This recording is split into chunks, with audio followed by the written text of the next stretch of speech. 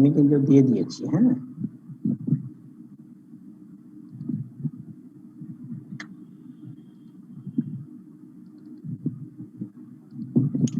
যারা ডাউনলোড করতে পারছেন তারা হোয়াটসঅ্যাপ গ্রুপে শেয়ার করে দিয়ে রাখেন যদি পারেন আর কি। হ্যাঁ, একটু সেটা করলে সবার জন্য ভালো হবে।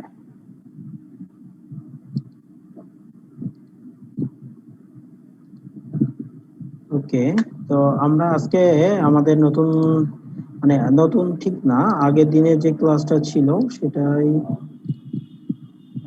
সেখান থেকে শুরু করি। হ্যাঁ, আমাদের আমরা আগের দিনও বলেছিলাম আপনাদেরকে যে 5টা পার্ট আছে আমাদের এখানে। 5টা পার্টের আমরা ফার্স্ট পার্ট যেটা গ্লোবাল বিজনেস এনভায়রনমেন্ট, এটাতে আমরা মাত্র 2টা ক্লাস রেখেছি।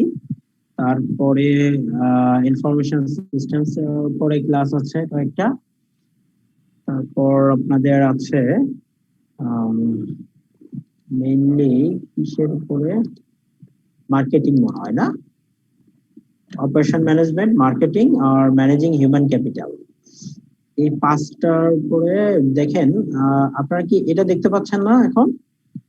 সবচেয়ে ম্যানেজিং হিউম্যান ক্যাপিটাল, এটার উপরে বেশি ক্লাস রেখেছি আমরা। হ্যাঁ, কারণ এটা মার্কেটিং, এই দুইটার উপরে দেখবেন যে প্রিভিয়াস ইয়ারের কোশ্চেন গুলো যদি দেখেন তখনও দেখবেন যে এখান থেকে আসলে আপনাদের ম্যাক্সিমাম কোশ্চেন গুলো এখান থেকে হয়। হ্যাঁ, আর মোটামুটি 20 বা 30% মার্কিংটা হয় হচ্ছে ইনফরমেশন সিস্টেম আর অপারেশন ম্যানেজমেন্ট, তারপরে আপনার এই গ্লোবাল বিজনেস এনভায়রনমেন্ট এখান থেকে। তো যার কারণে আমরা ওইখানে একটু বেশি গুরুত্ব দিব, এবং ওইটা সবচেয়ে মজার ব্যাপার হচ্ছে এই সাবজেক্টটার আপনাদের সবগুলোই ইয়ে আছে, মানে আগে পড়া আছে, কোনো না কোনো সময় আপনারা এটা পড়েছেন, জাস্ট এখন একটু রিক্যাপ করা দরকার, একটু ঝালাই করা দরকার, আর কিছু না। এখানে হয়তো নতুন সিলেবাসটা কভার করতে গিয়ে কিছু নতুন জিনিস হয়তো আসবে, কিন্তু সবকিছুই আপনাদের কম বেশি আগে জানা। কারণ দেখেন, মার্কেটিং, অপারেশন ম্যানেজমেন্ট, তারপরে human resource, information system, global business environment সবই পড়েছেন আপনারা, তাই না? আপনারা কি আইটি সাবজেক্ট ছিল আপনাদের এর আগে, আগের ব্যাচ লেভেলে? না, মনে হয় না। না স্যার, আইটি ছিল না। ছিল স্যার। আইটি সাবজেক্ট কোনটা ছিল বলেন তো? ইনফরমেশন টেকনোলজি এরকম কোন সাবজেক্ট ছিল? না স্যার, বিজনেস লেভেলে কোনো এরকম ছিল না না। স্যার, বিজনেস লেভেলে এমন কোনো সাবজেক্ট ছিল না। বিজনেস লেভেলে ছিল না, যার কারণে এখানে আইটিটাও একটু কভার করছে। মানে সিলেবাসটা এত বেশি বড়, কিন্তু সব আবার কম কম করে মানে মেমোরাইজ করতে হবে আপনাদের। সবকিছুই আগেই আপনারা আপনাদের নলেজে আছে। পুরা সাবজেক্ট, মানে পুরা সাবজেক্টটার সব সিলেবাসই আপনারা ইন জেনারেল চলাফেরা, আপনারা অন্যান্য যে সাবজেক্ট পড়েছেন তাদের সাথেও অনেক মিলেও যাবে অনেক কিছু। হ্যাঁ, তো তারপরেও আমরা একটা সাবজেক্ট, এটা সিলেবাসটা কভার করে আমার যেটা এর আগেও দেখেছি যে যারা ফুল সাবজেক্টটা ক্লাস করেছে বা কভার করেছে, আমার শীটটা, বিশেষ করে এই শীটটাও যদি দেখেন আপনি, তাহলে আপনার দেখবেন যে এখান থেকে আপনি অনেক ইয়ে পাবেন, কমনও পাবেন, আবার এখান থেকে আপনি ইয়ে করে ফেলতে পারবেন, অ্যান্সার করে ফেলতে পারবেন পুরা শীটটাই। আমরা কোশ্চেন নিয়ে এখন আমরা আলোচনা করব না, কোশ্চেন আমরা পরে আলোচনা করব, আগে আমরা সিলেবাসটা কভার করি। তাহলে আমাদের পরে আপনারা যখন কোশ্চেন গুলো দেখবো আমরা প্রিভিয়াস ইয়ারের, বা নতুন কোনো আপনাদের কাছে আপনাদের কোনো কিছু যদি নতুন কিছু জানার থাকে সেগুলো দেখবেন যে কভার, মানে পুরোটাই কভার করে গেছে, এবং কোশ্চেনও দেখবেন যে আগে যেসব কোশ্চেন গুলো হয়েছে সেখানে এই যেগুলো আমরা ক্লাস নিলাম বা আমাদের সিলেবাসের ভিতরে এখান থেকেই আসছে। হয়তো কিছু নলেজ আপনাকে এটার বাইরে আইসিএমএ তে একেবারে ফুললি একই জিনিস আসবে না কখনোই, একেবারে ধরে সিলেবাস ধরে আসবে না, একেবারে আমি যা পড়াবো কোশ্চেন ঠিক এইভাবেই হবে, এইভাবেই লিখবেন, ব্যাপারটা এরকম না। নিজের মেধা খাটিয়ে নিজের মতো করে লিখতে হবে। যে যত বেশি রেলিভেন্ট এবং সুন্দর করে ব্রিফলি সুন্দর করে লিখতে পারবেন, সে দেখবেন যে তত সুন্দর করে মানে মার্কিংটাও তার সেরকম হবে এবং ভালো করবেন, দেখবেন যে একবারেই পাশ করে গেছেন। এই সাবজেক্টটা খুব ভয় পাওয়ার কিছু নেই, এটাতে খুব ভালো করা যায় যদি আপনি একটু সুন্দর করে লিখে আসতে পারেন। সুন্দর করে লিখে আসলে আসলে যে কোনোটাই পারা যায়, কিন্তু এটাতে ক্লাস কভার করলে আর বাসায় ওইরকম অত বেশি স্টাডি করা লাগবে না। অন্য যেমন আপনাদের অ্যাকাউন্টিং যেসব সাবজেক্ট আছে সেখানে যত বেশি পরিশ্রম করা লাগবে, যত বেশি অ্যাকাউন্টিং প্র্যাকটিস করা লাগবে, এখানে অত বেশি না, একটু কম করলেও হবে। যার কারণে আমি এটা একটু আলোচনা করে দিলাম। তো আমাদের এই যে সবকিছু আমরা কর্পোরেট গভর্নেন্সটা জানি, তাই না? গ্লোবাল ফিনান্সিয়াল গভর্নেন্সও আছে। ফিনান্সিয়াল গভর্নেন্স বলতে এখানে কি বোঝাচ্ছে, যে ওয়ার্ল্ড গভর্নেন্স বা global governance is a movement towards political cooperation among transnational actors aimed at negotiating responses to problems that affect more than one state or region। দেখেন এটা কিন্তু এটা আমরা যে আইএফআরএস আইফ্যাক, আমরা তো আইফ্যাক এর আন্ডারে অনেকগুলো প্রফেশনাল অর্গানাইজেশন আছে, তাই না? সবচেয়ে বড় বডিটা হচ্ছে আইফ্যাক এর।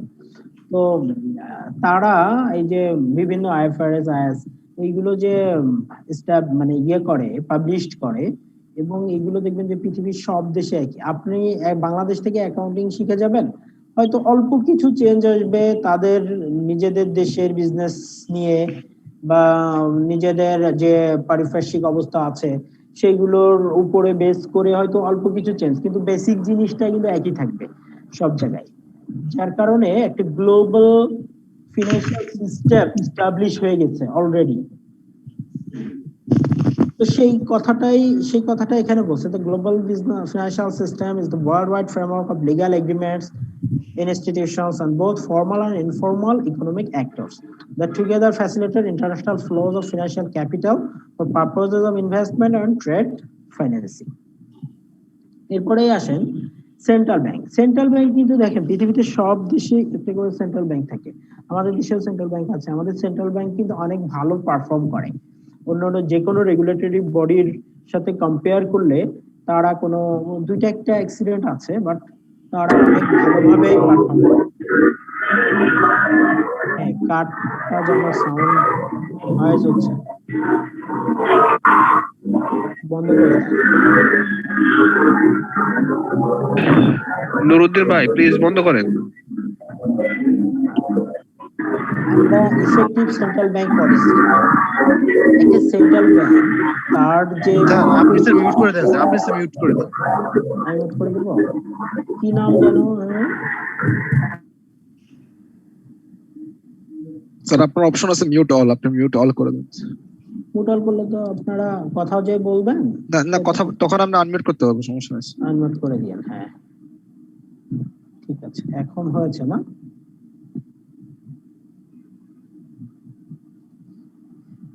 ওকে, আমাদের effective central bank policy, central ব্যাংকের প্রতিটা দেশেই সেন্ট্রাল ব্যাংক পলিসি নির্ধারণ করে এবং তাদেরকেই কিন্তু কাজ করার সুযোগটা দিতে হয়। দিলেই তারা ফিনান্সিয়াল মানে ইকোনমিক যে বিভিন্ন রকম যে ফ্যাক্টর গুলো আছে সেগুলোতে তারা অবদান রাখতে পারে। তো তার জন্য বলছে যে effective, in order to be effective in their core function central banks need to have three essential qualities. তাদের এই তিনটা জিনিস থাকতে হয়, একটি হলো ইন্ডিপেন্ডেন্স, ক্রেডিবিলিটি আর ট্রান্সপারেন্সি। এই জিনিসগুলো দেখেন, কিছু কথা আছে, কিছু ওয়ার্ড আছে যেগুলো সবখানেই আপনি অ্যাড করতে পারবেন এফেক্টিভ এর ব্যাপারে। যেমন একটা প্রতিষ্ঠানে এই তিনটা জিনিস থাকলে অবশ্যই সে প্রতিষ্ঠানটা ভালো করবে এবং সেটা ইসের জন্য মানে দেশের জন্য বা তাদের যে বড় মিশন থাকে ভিশন থাকে সেগুলো তারা ঠিকভাবে পালন করতে পারে। আমরা এগুলো নিয়ে এই শব্দগুলো আপনাদের খুব জানা আপনার তারপরেও যদি বলেন যে কোনোটা আলোচনা করতে তখন আলোচনা করব। এছাড়া তো এগুলো ইন্ডিপেন্ডেন্স কি, ক্রেডিবিলিটি কি, ট্রান্সপারেন্সি কি, এগুলো তো আপনাদের আমি আর ওইভাবে ব্যাখ্যা করে পড়লাম না, ঠিক আছে? যদি কখনো লাগে সেটা বলেন। এরপরে আসেন cross cultural management and different forms of business organization. Cross-cultural management involves managing work teams in ways that considers the differences in cultures, practice, and preferences of consumers in a global or international business context. Cross আমরা cultural যে management বিভিন্ন দেশে যখন আপনি আমরা তো international business করতেছি তাই না এখন, তাই না? Global business environment. তো এখানে কিন্তু বিভিন্ন দেশের সঙ্গে আপনার এট এ টাইমে কাজ করতে হয়। তখন মানে কালচারের ক্রস, যেমন আমাদের দেশে যখন ঈদ হয় তখন অন্য দেশে তো বা যারা মুসলিম প্রধান না তারা তো এটাকে ওইভাবে ইয়ে করবে না, মানে এই উৎসবটাকে ওই সময় তারা আরো কাজে হয়তো কনসেন্ট্রেশন দেয়, বা তারা যখন বিভিন্ন পশ্চিমা বিশ্বে যখন যে ইয়ে হয় বলে বড়দিন, তখন অনেক এর আগে পিছে তারা অনেক বড় উৎসব করে। ওই সময় তো আমরা আমরা আমরা ওই সময় আমরা টেরই পাই না যে বড়দিন, শুধু সরকারি ছুটি যেদিন থাকে সেই দিন টের পাই। এই যে ব্যাপারগুলো, তারপরে এরপরে কালচারাল ব্যাপার আছে। কালচারাল ব্যাপারে আমি একটা উদাহরণ আপনাদেরকে দিতে চাই, সেটা হচ্ছে যে আপনারা অনেকে মার্ক করে থাকবেন বা করেছেন কিনা এর আগে, জিপি একবার একটা অ্যাড করেছিল, গ্রামীণফোন একটা অ্যাড করেছিল। ওরা গ্রামীণফোন কিন্তু ইয়েতেও বা কি বলে আপনার থাইল্যান্ডেও বিজনেস করে, হ্যাঁ। থাইল্যান্ডের একটা কালচার আছে যে এরকম করে আপনারা দেখতে পাচ্ছেন মনে হয়, এরকম করে ওরা হাত দিয়ে মানে ইয়ে করে, সম্মানিত করে বা সম্বোধন করে, হ্যাঁ। তো সেই জিনিসটা ওরা আমাদের দেশেও অ্যাডে এটা নিয়ে আসছিল, এবং তখন পেপারে পত্রিকায় অনেক লেখালেখি হলো, এবং সাথে সাথে এটা কি করলো, এটা ক্যান্সেল করে দিল ইয়েতে। ওরা এই একটা রাখলো না। তো এই যে কালচারাল, বিভিন্ন কালচারাল ম্যানেজমেন্ট, এটা কিন্তু কনফ্লিক্ট তৈরি করে দেয়। আচ্ছা, একটা মিনিট, আমি একটা ফোন কল একটু ধরে নিই।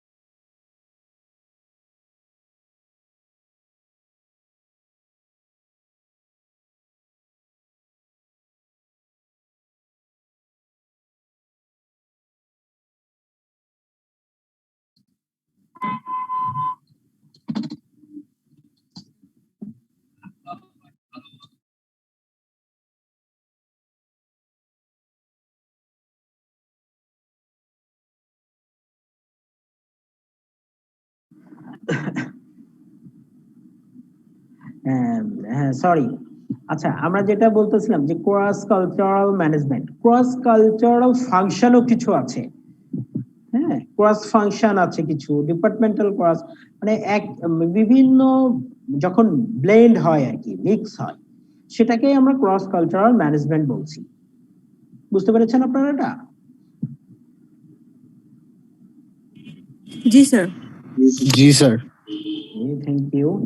এরপরে আসেন এমার্জিং মার্কেট মাল্টিন্যাশনালস। এখানে ইমার্জিং মার্কেট মাল্টিন্যাশনালস এটা দেখার আগে আমরা একটা ভিডিও শেয়ার করব। ভিডিওটার এখানে লিংক দেওয়া আছে, আপনারা কি এটা দেখেছেন কেউ? মানে এটা তো আমাদের শীট, আমার শীটেও আছে। না স্যার। আচ্ছা, আপনারা একটু দেখে নিয়েন, যদি এখানে ক্লিয়ার না হয় দেখেন তো আগে শুনতে পান কিনা। আপনারা কি শুনতে পান কিছু?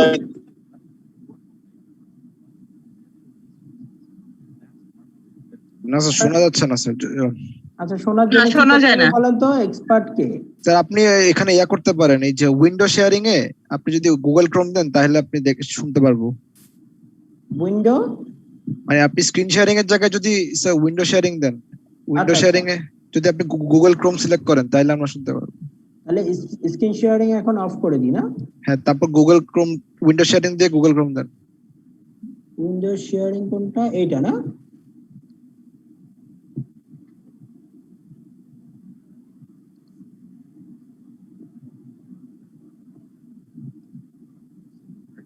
এখন কি শুনতে পাচ্ছেন?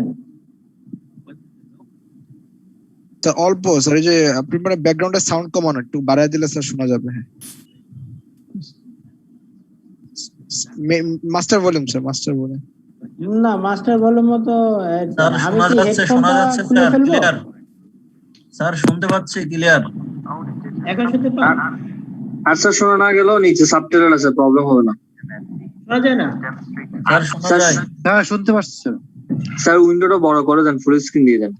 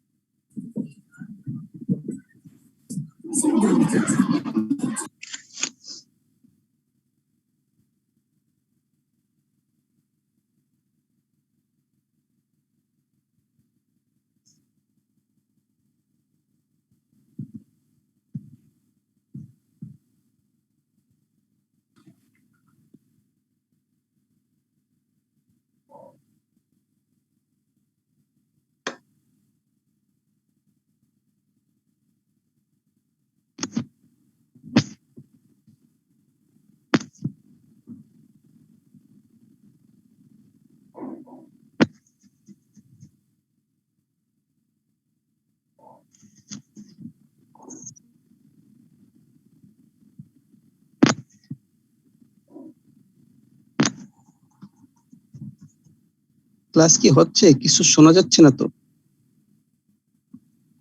শোনা না গেলে সাবটাইটেলটা দেখেন, সাবটাইটেল দেখে বুঝবেন। ডিসকাস করতেছে না, শুনবেন কি ভাই? গিয়ে দেখেন। কোনো প্রবলেম নাই, আলোচনা করলে শোনা যাবে। জি, আমরা এতক্ষণ ঢুকতে পারিনি, মাত্র ঢুকতে পারলাম, ক্লাসে ঢুকতে পারছিলাম না। হ্যাঁ হ্যাঁ, আমিও একটু আগেই ঢুকলাম। আইসিবিতে ফোন দিলাম, উনি বলতেছে সবাই ক্লাস করতেছে ঠিক মতো। মিউট করে রাখেন। To their developed peers. Using the global Fortune 100 companies of the United States and China as representative examples, it is easy to see the differences. US firms outperform Chinese companies across the board, generating higher profits with less manpower and comparable assets. Part of Chinese underperformance can be explained by the reliance on cheap labor. Another part of this underperformance may be a large number of state-owned Chinese companies, which are less focused on overall profit than private firms. MNCs have risen rapidly compared to developed multinationals.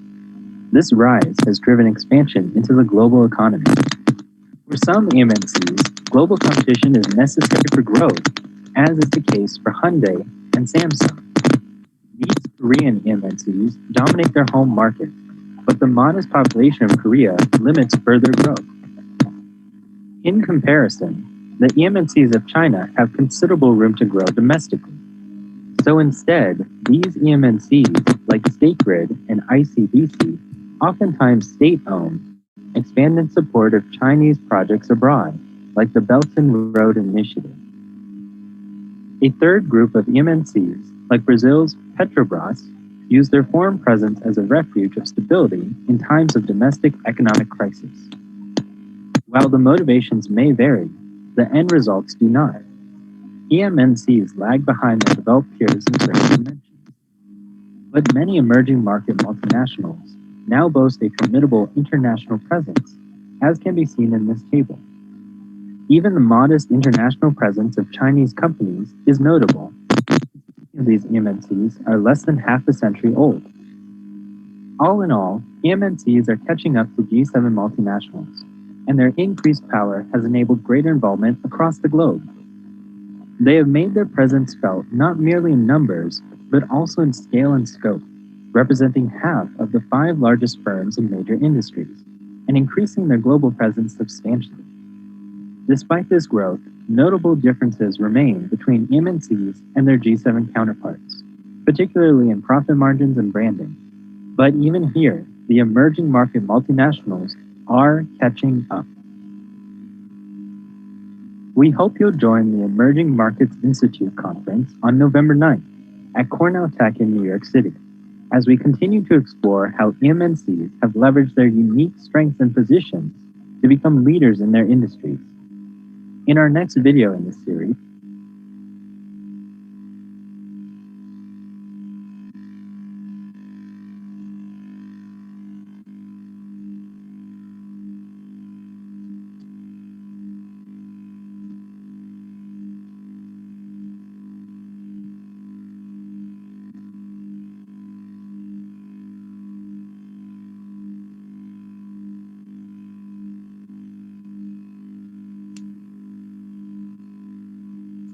Sir কথা শোনা যাচ্ছে না। Sir আপনাকে শোনা কিছু যাচ্ছে না। শুনতে পাচ্ছি না। শুনতে পাচ্ছেন? জি স্যার এখন শোনা যাচ্ছে। জি স্যার এখন শোনা যাচ্ছে। তো ইমার্জিং, আপনারা কি ভিডিওটা দেখতে পেরেছেন? জি স্যার। আচ্ছা, আমাদের ইমার্জিং মাল্টিন্যাশনালস বলতে যেগুলো বোঝাচ্ছে, আমরা আসলে সেইগুলোই এখানে এই ভিডিওটাতে খুব সুন্দরভাবে গ্লোবাল বিজনেস এনভায়রনমেন্ট বর্তমানে যে কান্ট্রি গুলো খুব ভালো করতেছে, আফটার করোনা হয়তো এটা এই ফিগারটা চেঞ্জও হতে পারে বা এটা অন্যরকম হতে পারে, কিন্তু এখনো পর্যন্ত এরাই লিডিং পজিশনে আছে। সেই জিনিসটা এই ভিডিওটাতে খুব সুন্দরভাবে আছে। এই লিঙ্কটা আপনাদেরকে দেওয়া আছে, আপনারা আরো যখন একটু সময় পান আপনারা একটু দেখে নিয়েন। হ্যাঁ, এটাতে দেখবেন যে এমার্জিং মার্কেট ইন্টারন্যাশনালস জিনিসটা খুব সুন্দরভাবে ক্লিয়ার করে দিয়েছে। So emerging market multinationals go global. They are competing with Western multinationals. First, they usually have lower production cost compared to their counterparts in advanced economies. In many cases, due to lower labor cost or the availability of natural resources. এই জিনিস, এই lower labour cost এবং natural resources, এগুলোর কারণেই কিন্তু এই যে নতুন নতুন মার্কেট তৈরি হচ্ছে, নতুন নতুন মার্কেট মাল্টিন্যাশনালস যেগুলো মার্কেট এখন দখল করছে। হ্যাঁ, আপনারা কি কেউ কথা বলতে চান? স্যার সাউন্ড অনেক আস্তে আসছে।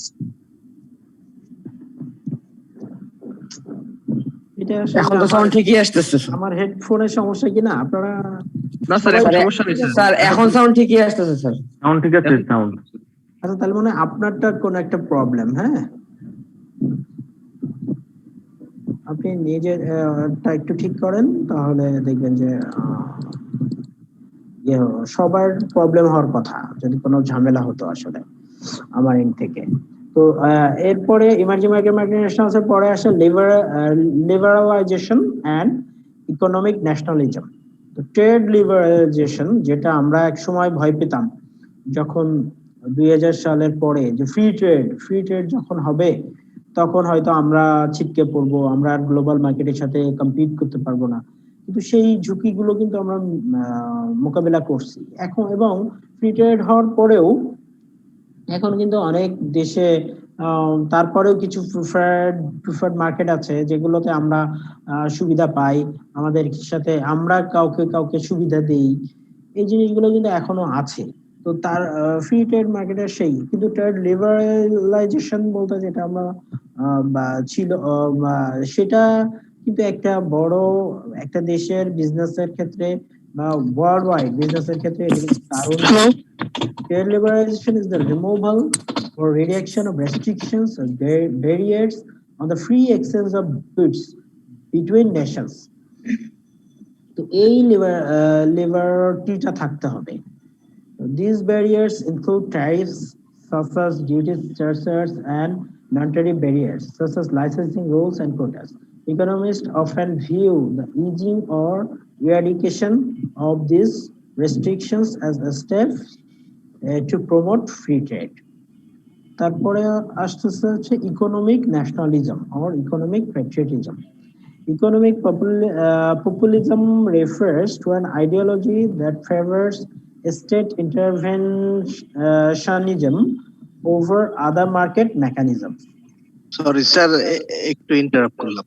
জি স্যার, ওই আপনার যে মাউথ স্পেসটা যেটা দিয়ে কথা বলছেন, জি জি এটা মানে স্যার আপনার থেকে একটু দূরত্ব বেশি হওয়ার জন্য সাউন্ড স্লো হচ্ছে, কারণ সবারই একই সমস্যা হচ্ছে স্যার। আচ্ছা আচ্ছা বুঝতে পারছি। তাহলে স্যার মনে এটা হয় যদি কাছে কাছে মুখের কাছে থাকে তাহলে এখন ভালো শোনা যাচ্ছে, তাই না? এখন স্যার অনেক সুন্দর শোনা যাচ্ছে।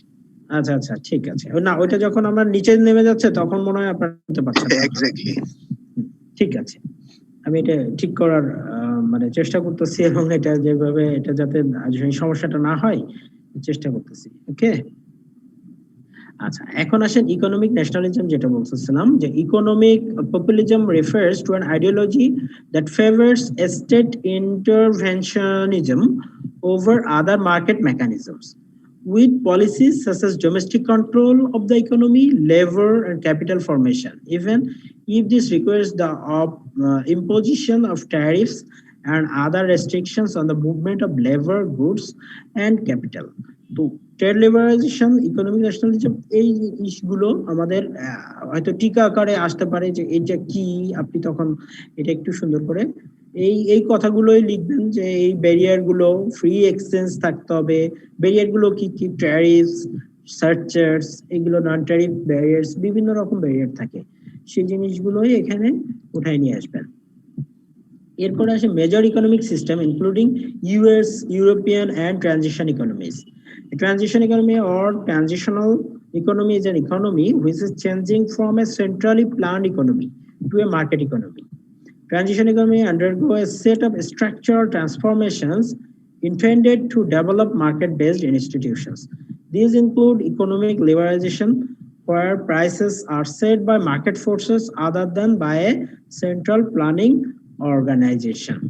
তো এই জিনিসগুলো দেখেন আমাদের মতো লেস ডেভেলপ কান্ট্রি, দেখেন এটা কিন্তু সেন্ট্রালি প্ল্যান্ড ইকোনমি, বা যদি এরকম প্ল্যান ইকোনমি না হয় তাহলেই এই জিনিসগুলো অনেক বেশি প্রভাব ফেলে প্রাইসের ক্ষেত্রে, মার্কেটের বিভিন্ন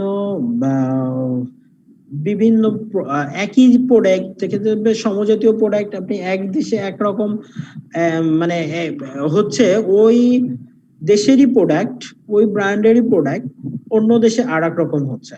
তো এর জন্য সেন্ট্রালি এটা প্ল্যান করে সেন্ট্রালি প্রাইসিংটা করে দেয়। বিশেষ করে এটা US, European and transition economy বলতে যেটা বোঝাচ্ছে আমরা, সেগুলো সেই কান্ট্রিগুলোতে এটা খুব সুন্দরভাবে করতে পারে। এরপরে আসে national account balance. National account balance very simple, সেটা হচ্ছে যে ডিফারেন্স কাদের কাদের, এক্সপোর্ট এন্ড ইম্পোর্টস, এটাই হচ্ছে আমাদের ন্যাশনাল অ্যাকাউন্ট ব্যালেন্স। এরপরে আসেন মনিটারি পলিসি। মনিটারি পলিসিটা কারা করে? সেন্ট্রাল ব্যাংক, তাই না? Bangladesh bank. Monetary policy refers, আমরা এখন ইন্টারন্যাশনাল বিজনেস করতেছি, তো আমাদের দেশে বাংলাদেশ ব্যাংক করে, বাট ইটস মানে পলিসি মেকটা করে প্রতিটা দেশেরই সেন্ট্রাল ব্যাংক। তারা দেখবেন যে মনিটারি পলিসি প্রতি 6 মাস অন্তর অন্তর একটা ডিক্লেয়ার করে। আমাদের monetary policy refers to the action of a central bank to influence a nation's money supply and monetary policy is used to influence the employment situation and to manage inflation. এই জিনিসগুলোই কিন্তু monetary পলিসির main কাজ। এরপরে 3 objectives of monetary policy. Monetary পলিসির 3 objective আরো সুন্দরভাবে identify যেটা করা যায় সেটা হচ্ছে যে মনে হয় কথা বলছেন আবারও।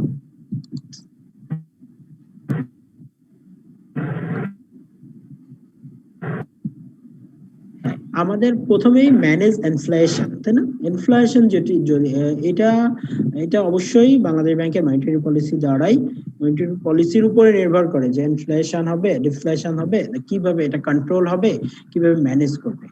তো এটা আমাদের সেন্ট্রাল ব্যাংকই করে, যে ইট reduces liquidity to prevent inflation. তারপরে রিডিউস আনএমপ্লয়মেন্ট, যদি মানি ফ্লোটা মনিটারি পলিসির উপরে ডিপেন্ড করে, যদি মানি ফ্লোটা ভালো হয়, তারপরে প্রাইভেট পাবলিক এদেরকে যদি মানে ইনভেস্টমেন্ট রেশিও যেটা, সেটা যদি ওই মানে একটু সাপোর্ট করে প্রাইভেটে পাবলিকে, তখন দেখবেন যে মানিটা যদি বেশি ফ্লো হয়, তখন এখানে আরো বেশি লোকজন কাজ করতে পারবে, আরো বেশি ব্যবসা বড় হবে, আরো বেশি ইনভেস্টমেন্ট হবে। তো এই জিনিসগুলোও এখানে এই জন্য বলছে যে তখন তো আর ওই যে সাটাই টাটাই এইসব ব্যাপারগুলো আসবে না। তো যার কারণে তখন রিডিউস আনএমপ্লয়মেন্ট, আপনার বেশি বেশি কর্মসংস্থানের সৃষ্টি হবে। তো এটা তাদের মনিটারি পলিসির উপরেই আসলে ডিপেন্ড করে। Promote moderate long term interest rates, এটাও ইন্টারেস্ট রেটটা আমরা তো জানি এখন বাংলাদেশে যে ইন্টারেস্ট রেটটা চলতেছে, এটা তো পুরা, এটা আসলে মার্কেট ডিমান্ড বা সাপ্লাই কোনোটাই বিবেচনা করা হয়নি। এটা একেবারে গভর্নমেন্ট চেয়েছে যে এটা 9% and 6% করতে হবে, তাই করা হয়েছে। কারণ আপনি এখন যদি 15% ইন্টারেস্টেও কাউকে লোন দিতে চান, তাও সে নিবে। তো সেখানে মার্কেটের যদি আমি মার্কেটের ডিমান্ড সাপ্লাইয়ের সাথে আসলে হলো না, এটা গভর্নমেন্ট এভাবেই তাদের পলিসি করেছে যে এটা আমরা একটু কন্টিনিউ করে দেখি, যদি এইভাবে এটাই যদি এস্টাবলিশ হয়ে যায়, তাহলে আমাদের গ্রোথটা আরো ভালো হবে, আরো বেশি আমাদের প্রোডাকশন হবে, আরো বেশি দেশে নতুন নতুন যারা স্টার্টআপ বিজনেস করতেছে বা নতুন নতুন বিজনেস যেগুলো এস্টাবলিশ মানে উদ্যোক্তাও তৈরি হবে, তারা আসলে এগুলো আস্তে আস্তে করবে।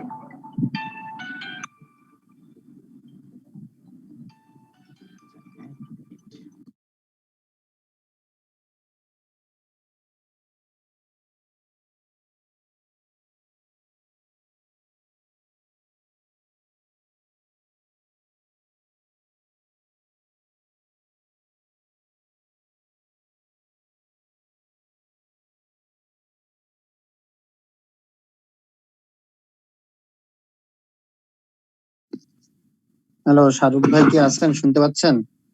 স্যার মিউট হয়ে গেছে, তো শোনা যাচ্ছে না স্যারের কথা। আচ্ছা, আমি সবার উদ্দেশ্যে উনি ফোনে কথা বলছে, তার জন্য মিউট করে রাখছেন আর কি।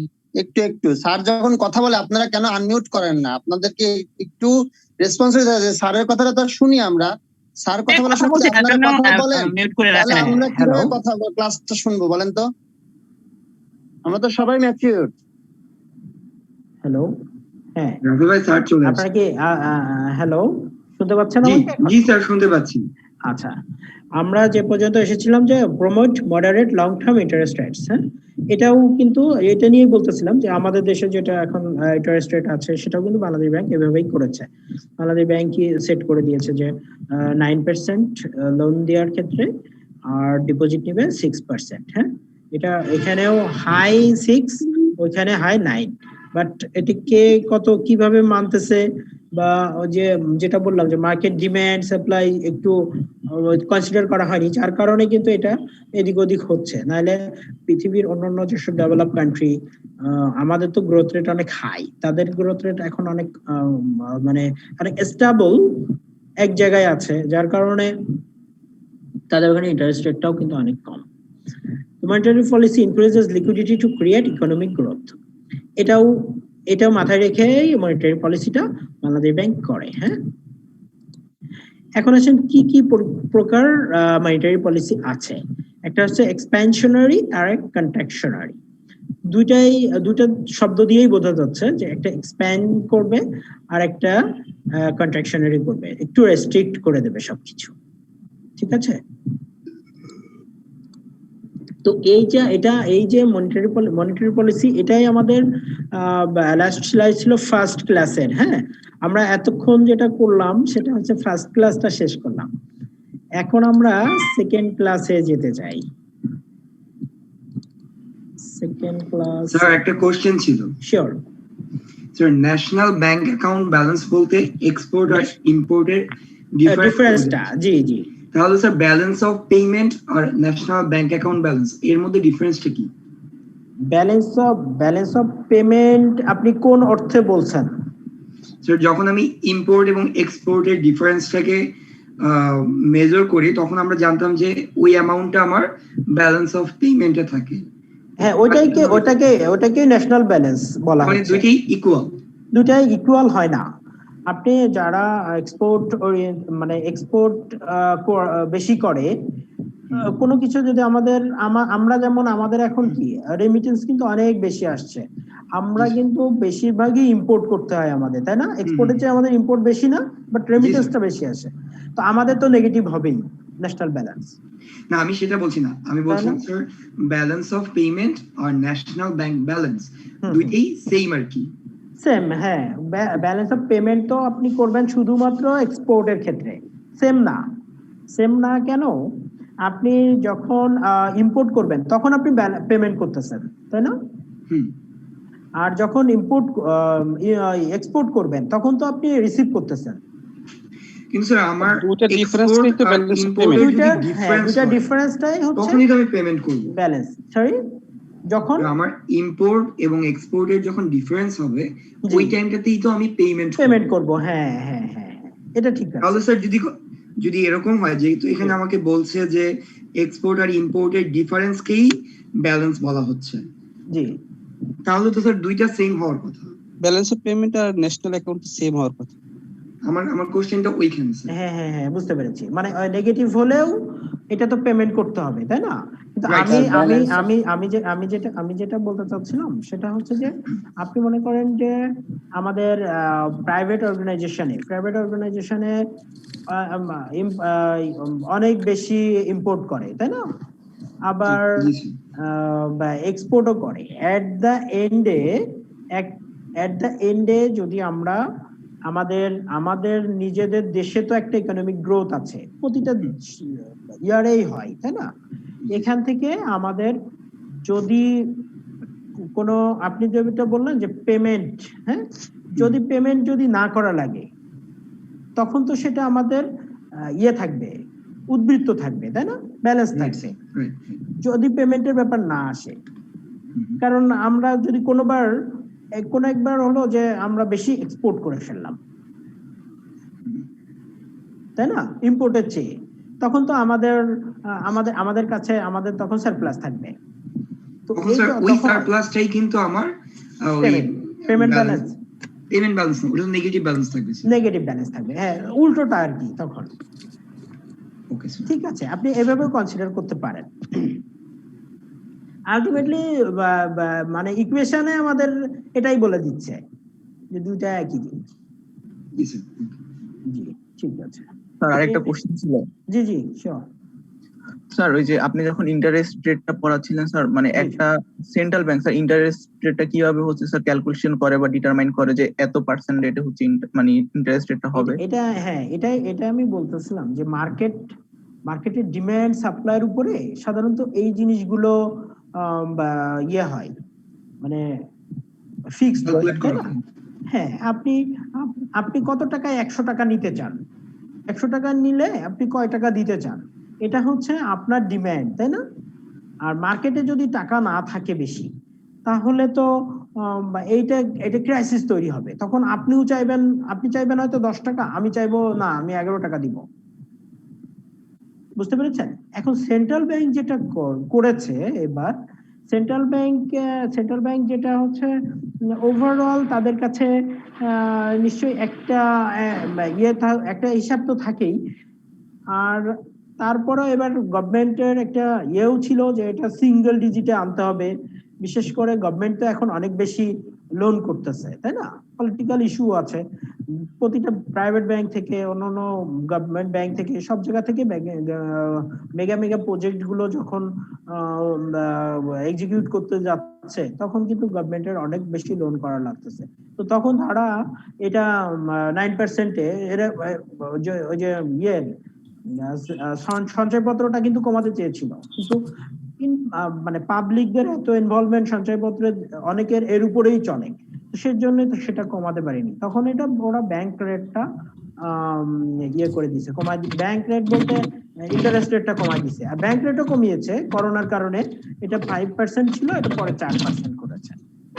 তো বাংলাদেশ ব্যাংক আসলে এটা আমি আপনাকে একেবারে হাতে কলমে বলতে পারবো না যে বাংলাদেশ ব্যাংক কিভাবে এটা করে, বাট এটা তো ডিমান্ড সাপ্লাইয়ের উপরে হয়, এটা আপনারাও বুঝতেছেন, আমরাও বুঝি। তো আর গভর্নমেন্ট এটা করেছে যে তার নিজেদের যে লোনটা করা লাগতেছে এটা 9% আর 6%, যে ডিপোজিটও রেটও কম, ব্যাংকের তো একটা স্প্রেড লাগে, ব্যাংক তো একটা প্রফিট তার অ্যাডমিনিস্ট্রেটিভ কস্ট আছে, অন্যান্য যেসব কস্ট আছে, কস্ট গুলো মেটার করে তার প্রফিট থাকতে হবে, তাই না? তো 6 আর 9 এই যে 3% স্প্রেডে আমাদের দেশে ব্যাংকগুলো যেভাবে বিজনেস করে কম্পিটিশন করে, এটা আসলে এত কম স্প্রেডে বিজনেস বলতে যেটা বোঝায় সেটা থাকে না। বিভিন্ন ভাবে ব্যাংকের আয় হয়, অনেক কমিশন আছে, অনেক চার্জ আছে, যার কারণে হয়তো ব্যাংকগুলো এখনো টিকে আছে। স্যার আমার কোশ্চেনটা ছিল যে স্যার এখন যে ইন্টারেস্ট রেট 9% আছে আর ডিপোজিট আছে স্যার, ওইটা কি বর্তমানে মানে মার্কেট কনসেন্ট্রেশনের উপর বেস করে করছে নাকি ওদের হচ্ছে এটা সেটাই বললাম যে মার্কেটের ডিমান্ড সাপ্লাইয়ের উপরে বেস করে করা হয়নি। এটা হলে এটা 6-9 হওয়ার কারণে এখন কিন্তু দেখেন এফডিআর গুলোর উপরে কিন্তু অনেকের আগ্রহই চলে গেছে, সঞ্চয়পত্র কেনার জন্য লাইন পড়ছে যখন এই ইন্টারেস্ট রেটটা কমে গেল হঠাৎ করে। আপনারা দেখেছেন যে বিভিন্ন ব্যাংকে অনেক লাইন ছিল, তখনই বোঝা যায় আসলে যে এটা কিন্তু মার্কেট ডিমান্ড এটা ছিল না। আর একটা জিনিস এস্টাবলিশ করতে গেলে তো একটা ইনিশিয়েটিভ নিতেই হয়, গভর্নমেন্ট সেভাবেই নিয়েছে ইনিশিয়েটিভটা। হ্যাঁ, তো মার্কেটের আপনি যদি বলেন যে মার্কেট অ্যানালাইসিস করে নিয়েছে কিনা বা আসলে এটা অ্যাপ্রোপ্রিয়েট কিনা, তো এটা আসলে বলা খুব ডিফিকাল্ট।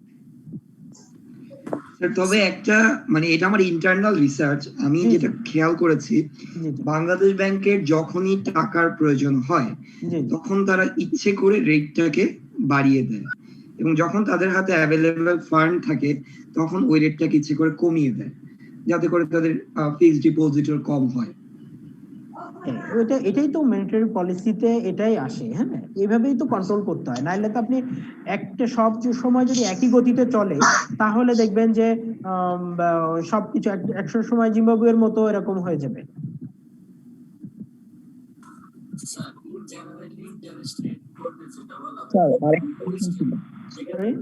শুনতে পাচ্ছি না, যার যে প্রশ্ন করছেন ওটা মনে হয় একটু লাইনে ডিস্টার্ব করতে।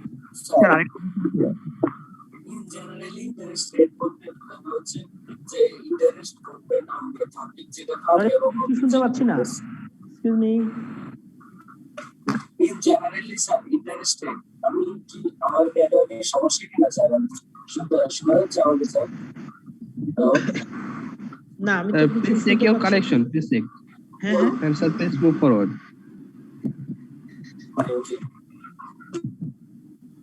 গোলাম রাসেল ভাইয়ের মাইক নষ্ট ভাই, আপনি ঠিক করে আবার আপনারাও শুনতে পাচ্ছেন ওনাকে? জি না, Hello, শুনতে sir, পাচ্ছি আমি না। ভালো শুনতে পাচ্ছিলাম না। না স্যার, আমরা শুনতে আচ্ছা পাচ্ছি না, ঠিক আছে, আমরা এটা কন্টিনিউ করি। হ্যাঁ, আমাদের আবার নামাজের ব্রেক দিতে হবে। এখন কত বাজে? ও, এখনই তো আজান হবে। আজান মনে হয় হচ্ছেও। জি স্যার, জি স্যার, আজান হচ্ছে স্যার।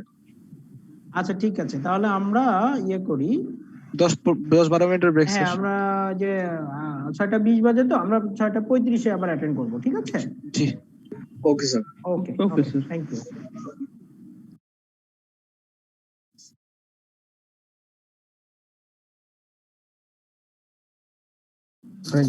ক্লাস কখন আবার শুরু হবে? 35-এ। ভাই ব্রাদার 6:35-এ শুরু হবে। আমার একটু কথা ছিল, শুনতে পাচ্ছেন? বলেন। জি ভাই, শুনতে পাচ্ছি, বলুন। আচ্ছা, এই স্যার যে ম্যাটেরিয়ালস দিছে এটা কি 102 পেজের? এটা হ্যাঁ ভাই, এইটা 102 পেজেরটাই। 102 পেজ টোটাল না? হ্যাঁ ভাই। একদম আপনার কাছে কি আছে? ম্যাটেরিয়ালসটা আছে? আমার কাছে আছে, আমি বই প্রিন্টও করেছি, বাট আমি শিওর হওয়ার জন্য আর কি। হ্যাঁ, হ্যালো, শুনতে পাচ্ছেন? 102 পেজের কি দিয়েছি আমিও পাই নাই। Total 30টা class, 102 page. E1 হ্যাঁ, E1 একটু হোয়াটসঅ্যাপ গ্রুপে দেওয়া আছে তো। হ্যাঁ হ্যাঁ, হোয়াটসঅ্যাপ গ্রুপে যেটা দিছে যে all lecture of E1 PDF, এটাই কি স্যার দিয়েছে? হ্যাঁ, এটাই স্যার দিছে, এটা কম্বাইন করে দিছে সবগুলো লেকচার। আচ্ছা আচ্ছা, কিন্তু স্যারের যে স্ক্রিনে যেটা দেখাচ্ছে এই কোশ্চেনটাই তো আমি পাচ্ছি না। Explain the principle and purpose of corporate social responsibility. এটা 6ষ্ঠ পেজের দিকে আছে। প্রথমটা প্রতিটা লেকচার আলাদা আলাদা স্ল্যাব করে দেওয়া আছে। 5 পেজের পরে আছে, দেখেন 6 পেজ। 6 পেজে তো নাই। 6ষ্ঠ পেজে গিয়ে দেখেন, ওটা আবার 1 থেকে শুরু হয়েছে, অর্থাৎ সেকেন্ড ক্লাস। 3 of 5, 2 of 5 এভাবে করা না? 4, 5,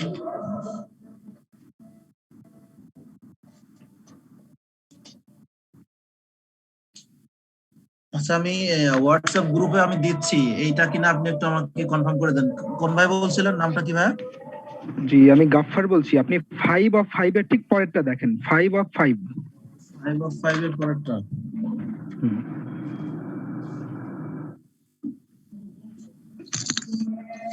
ফাইভ অফ 5 এর পরে তো এইটা তো নাই।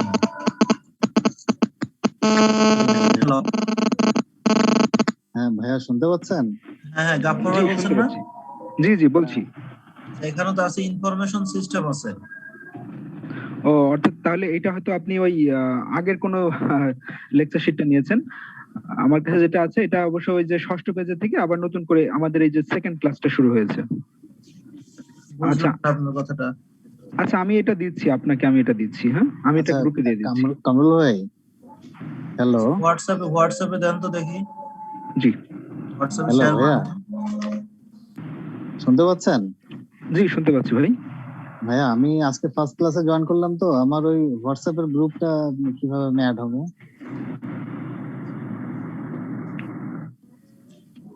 হ্যালো, আচ্ছা, ওই যে লিংকটা দেখেন যে চ্যাট বক্সে হয়তো বেশ কয়েকটা দেয়া আছে, আর আপনাকে দিচ্ছি, আরেকটা দিচ্ছি। গাফফার ভাই একটু হোয়াটসঅ্যাপে শেয়ার করেন। হ্যাঁ, ওকে।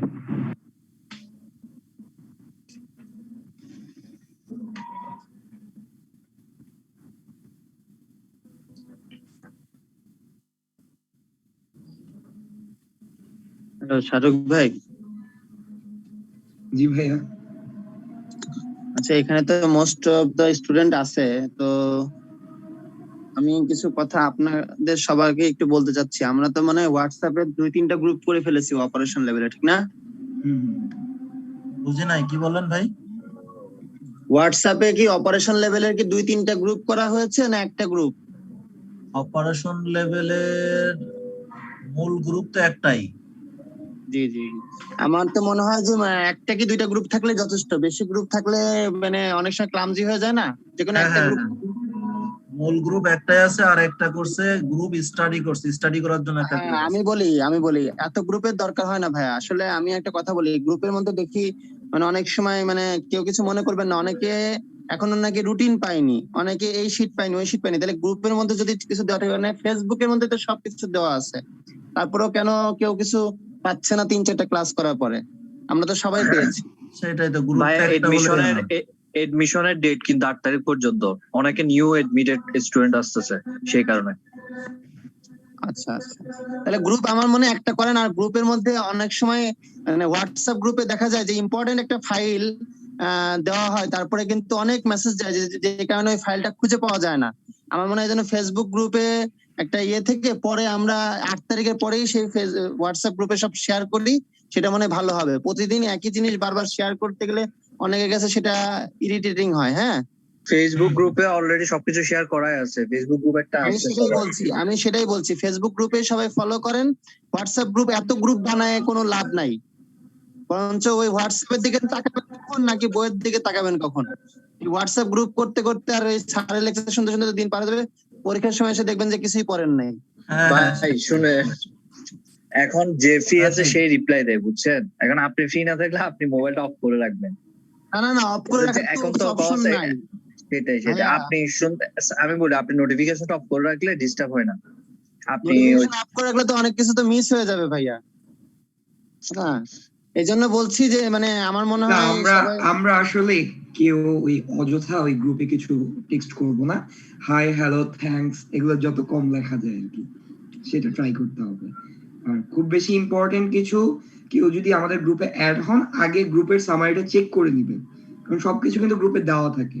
ফাইলসে গিয়ে ওখানে আলাদা আলাদা করে দেওয়া থাকে যে কি কি ফাইল আছে, রুটিন আছে, এগুলো অলরেডি দেওয়া থাকে।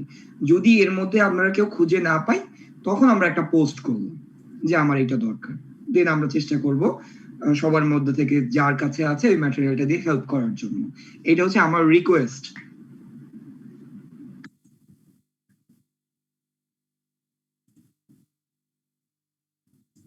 গ্রুপ তো একটা হলেই এনাফ, এখানে আলাদা গ্রুপের দরকার নাই, সেটা আমিও জানি।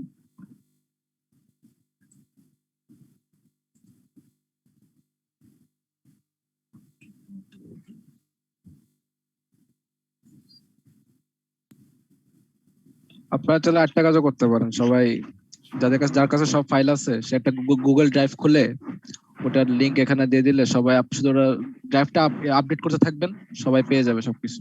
তাহলে একটা কাজ করা যায়, আমাদের 4টা সাবজেক্টের দায়িত্ব 4 জন নেবে। ওকে, এই 4 জনের দায়িত্ব হবে ও নিজ দায়িত্বে সেটা গুগল ড্রাইভে আপলোড করে একটা লিংক একটা ফোল্ডারের মধ্যে সাব ফোল্ডার থাকবে সব সাবজেক্টের। হতে পারে, কোনো প্রবলেম নেই। লিংকে আমরা পুরো সবকিছু অ্যাক্সেস করতে পাই। ইন্ডিভিজুয়ালি একটা একটা করে যদি ফাইল, তখন ইন্ডিভিজুয়ালি একটা একটা করে অ্যাক্সেস করতে আপনি শেয়ার করছেন? হ্যাঁ গ্রুপে দেখেন। আর শাহরুখ ভাই, জি, প্রতিদিনই অনেকে রুটিন চাচ্ছে, এটা একটু বলে দেন। রুটিনটা ওয়েবসাইটে দেওয়া আছে, আর ক্লাসের লিংক প্রথমে যেটা দেওয়া হয়, যদি ইমেল নাও আসে ওই পুরানো সাবজেক্টের লিংকে প্রেস করলেই কিন্তু ক্লাসে ঢোকা যাবে। হ্যাঁ, এটাও বলে দিন। আচ্ছা, আজকে লগইনে অনেক প্রবলেম হয়েছে, এটা কি আমি একাই ফেস করেছি? আর কয়েকজন আমারও হয়েছে, এটা নেটওয়ার্কের প্রবলেম ছিল। আচ্ছা আচ্ছা, নেটওয়ার্কের গুরুতর প্রবলেম, শুধু প্রবলেম না, মানে আমার তো দাঁত ভেঙে যাচ্ছিল ভাই, আমি তো পাচ্ছিলাম না কোনোভাবেই। আচ্ছা, বিয়ে শাদী হয়েছে ভাইয়ের? না, করি নাই। তাহলে তো দাঁত ভেঙে গেলে বিপদ। এটাই তো কথা। ইন্টারেস্টিং। সিএমএ ভর্তি রেখে যদি দাঁত ভেঙে যায় নেটের জন্য,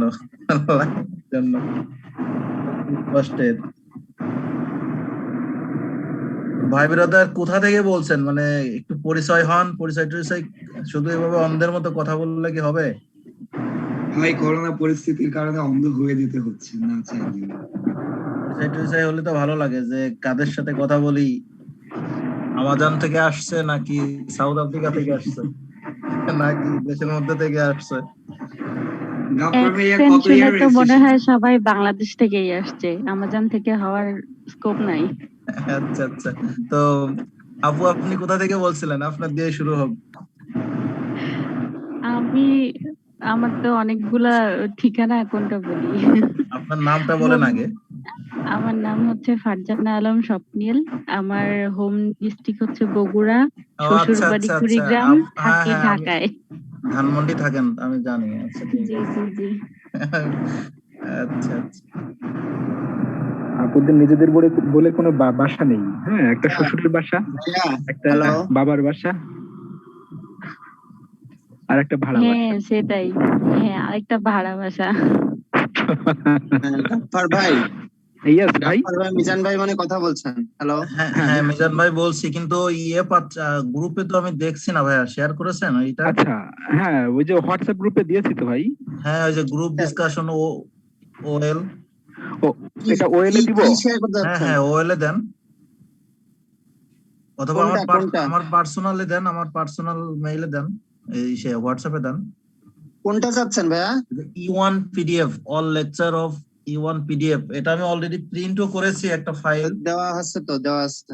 কিন্তু এটা আমি যেটা দেয়া আছে এটার সাথে তো ম্যাচ করতেছে না, ম্যাচিং। একটা ড্রাইভ, গুগল ড্রাইভ লিংক করেন, ড্রাইভের মধ্যে সব দিয়ে দেন, সেটা ভালো হবে, সব সাবজেক্ট দিয়ে দিয়ে, এত ইয়ে না করে। আর এই মাত্র যেটা দিয়েছেন এইটাই স্যার দিয়েছেন, তাই তো? আচ্ছা, ক্লাস শেষে কি আমরা কি একটু বসতে পারি আজকে? কোথায়? আমরা তো বসেই আছি ব্রাদার। না না, ক্লাস শেষে পার্সোনালি জুমে আমরা কি বসতে পারি? আপনারা যে বলেন পরিচিত হওয়া বা ক্লাসের নিয়ে কথাবার্তা বলা, সেটা কি আমরা বসতে পারি কিনা? হ্যাঁ বসা যায়, বসাতে তো সমস্যা নাই। ভাই পিওন ক্লাস আছে তো আজকে আফটার ক্লাস বলেছি, ক্লাসের পরে। এখন আসলে পড়াশোনার কোনো বিকল্প নাই। হ্যাঁ, যেমন আপু বললো, আর কয়েকজন বলেন।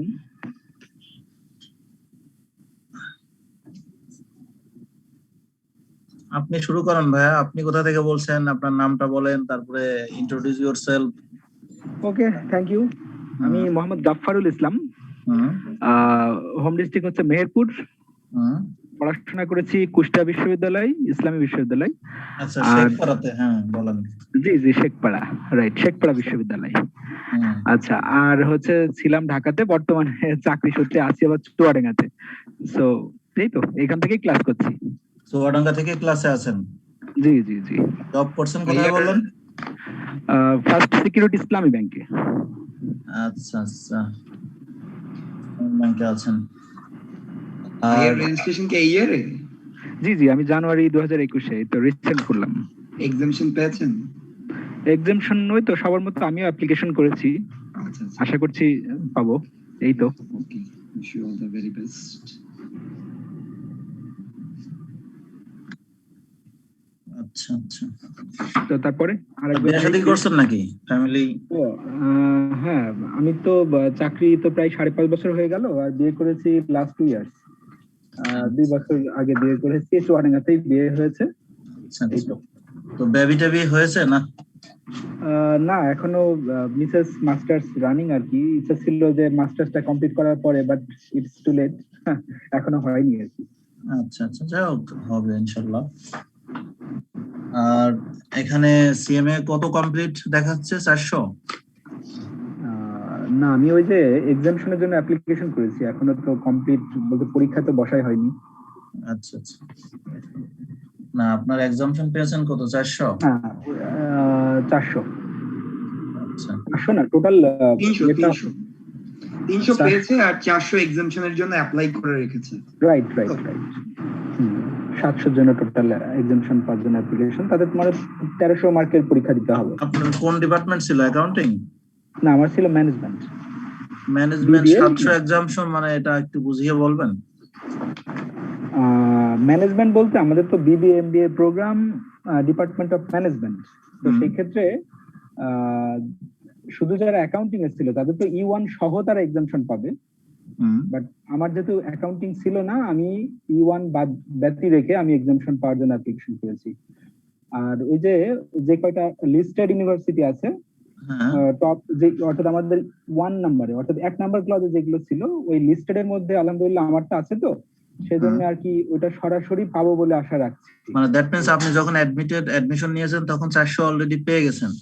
জি জি জি জি। আর আবার নেক্সট স্টেপে আপনি এক্সামশনের জন্য অ্যাপ্লিকেশন করেছেন। বিজনেস লেভেলে 300টা, হ্যাঁ বিজনেস লেভেলে শুধু G5 ছাড়া বাকিগুলো এক্সামশনের জন্য অ্যাপ্লিকেশন করা হয়েছে। আর অপারেশন লেভেল এক্সামশনের জন্য অ্যাপ্লিকেশন করেছেন? না, অপারেশনের কোনো এক্সামশন পাবো না। ওই যে E1 এ যারা অ্যাকাউন্টিং এ পড়তো তারা হয়তো E1 এ পাবে। তাহলে মানে 700 বলছেন যেটা আমি বুঝি নাই এই জন্য কোশ্চেন। আমি বুঝাই বলি, আমি একটু বলি। আচ্ছা আপু ভাইয়া বুঝাইতে যাচ্ছে যে নলেজ লেভেলের 300 আর বিজনেস লেভেলের 400, উনি এই 700 মিন করছেন আর কি। আচ্ছা নলেজ লেভেলের ওইটা তো আসলে কাউন্ট হয় না, ওটা হ্যাঁ ওটা তো গ্রাজুয়েট না। হ্যাঁ আচ্ছা ওইটা আসলে ভ্যালুয়েবল না, এটা জাস্ট এখানে এন্ট্রির জন্য আর কি, লেভেলের জন্য, লেভেল শেষ তো আপনার ইসে আপনি সিভিতে তো লিখতে পারবেন 400 কমপ্লিট, ঠিক আছে? ও আচ্ছা আপনারা লিখতে পারবেন না,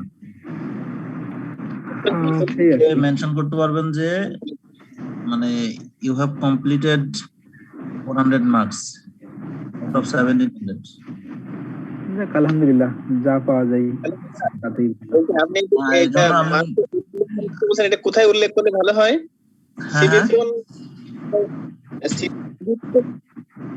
সিভিতে আপনি সিভি তৈরি করেন না, ওই সিভিতে লিখবেন একটা প্রফেশনাল কোয়ালিফিকেশন দিবেন। আচ্ছা আচ্ছা, আপনার পেশাগত যোগ্যতা এটা একাডেমিকের এর উপরে থাকবে। আচ্ছা আর এটার জন্য যখন আপনি কোনো ফার্মে যাবেন বা কোম্পানিতে যাবেন তখন আপনি সিএমএ তে একটা অ্যাপ্লিকেশন করে নিয়ে নেবেন, থেকে আপনাকে দেওয়া হবে তো ডকুমেন্টস দেওয়া হবে যে হ্যাঁ আপনি সিএমএ থেকে পেয়েছেন। আমি যতদূর জানি ইথিক্স পাস না করলে কি মানে লেখা যায় না। ইথিক্স পাস করলে একবারে 500, মানে একটা পরীক্ষা দিয়ে একবারে 500 লেখা যায়, বাট ইথিক্স পাস করার আগ পর্যন্ত 400 লেখা যায় না। আমি কোম্পানি সরি এটা সিএমএ দেয়, সিএমএ লিখিত সিএমএ তে অ্যাপ্লিকেশন করতে হয়। আপনি যখন এক্সামিনেশন পাবেন তখন আপনার মেইলে অটোমেটিক্যালি একটা সার্টিফিকেট চলে যাবে। স্যার চলে আসছে, সাবমিট করা যায়।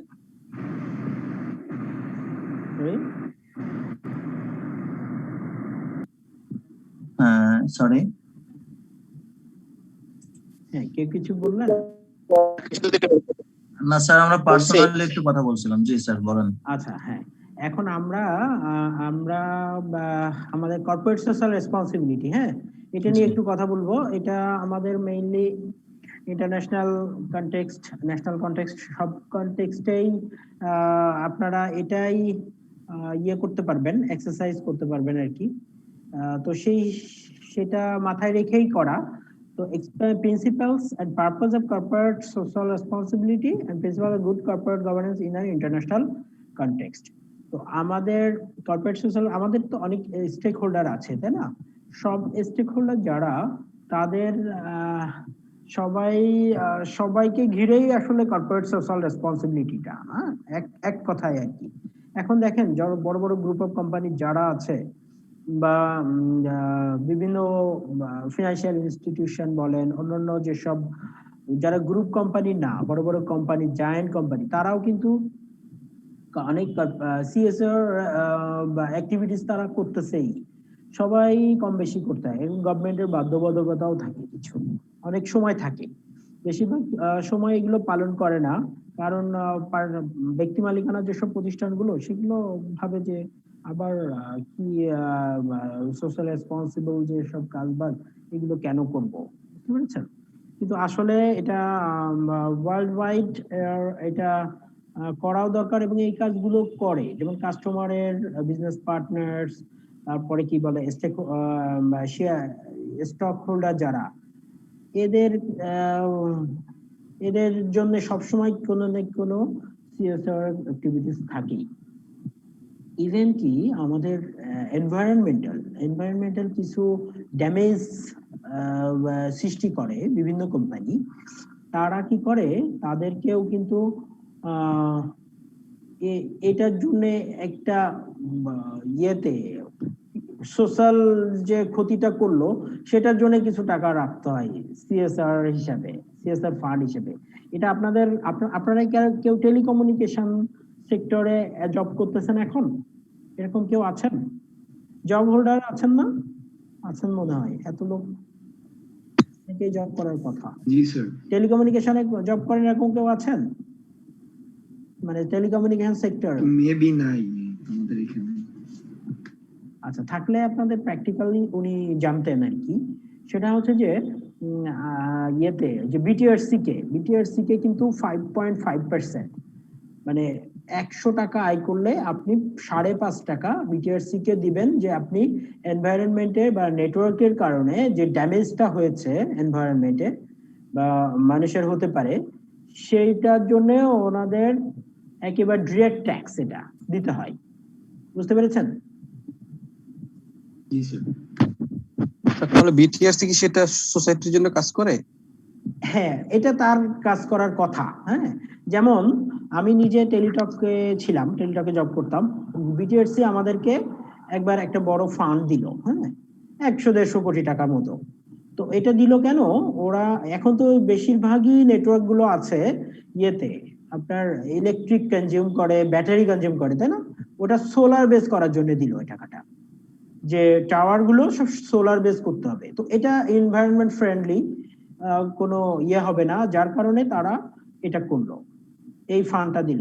এইটা ফান্ডটা কোথায় পেয়েছে ওরা যে ফান্ডটা কালেক্ট করে, ওরাও তো আর কি গভর্নমেন্টের একটা আর্নিং এর কিন্তু বড় উৎস এখন এনবিআর, তারপরেই বিটিআরসি, তাই না?